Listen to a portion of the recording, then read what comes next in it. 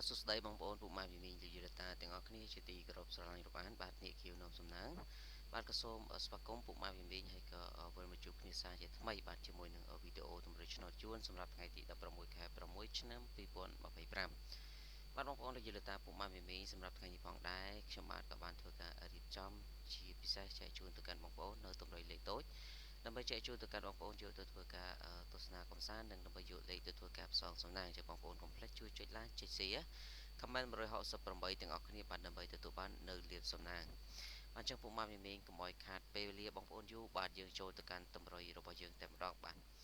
សម្រាប់តម្រុយឆ្នោតយួន VIP បាទថ្ងៃទី16ខែ6ឆ្នាំ2025នេះបាទសម្រាប់ឆ្នោតយួនចាស់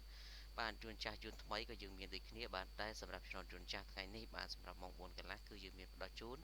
នៅលេខ VIP បាទជារៀងរាល់ថ្ងៃតែម្ដងបាទគឺលេខដូច2គ្រាប់បាទបងប្អូនអាចយកទៅធ្វើការបុកបាទទាំង4ប៉ុស្តិ៍បាទគឺជាការតម្រូវតែម្ដងគឺលេខទាំង4ប៉ុស្តិ៍ហើយចំពោះសេវាគឺតាមទឹកចិត្តទេបាទ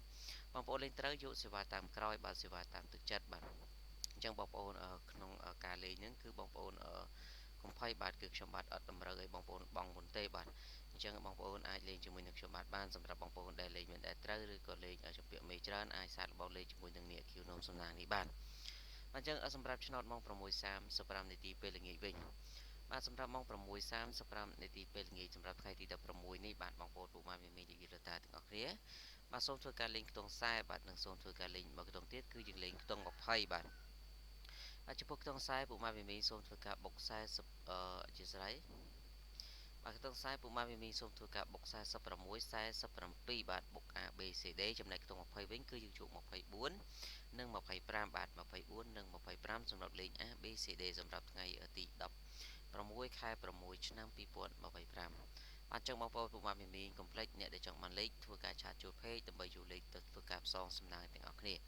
អរគុណចំពោះការចំណាយពេលវេលាដ៏មានតម្លៃជូនពរសំណាងល្អទាំងអស់គ្នាបាទសូមគោរពលា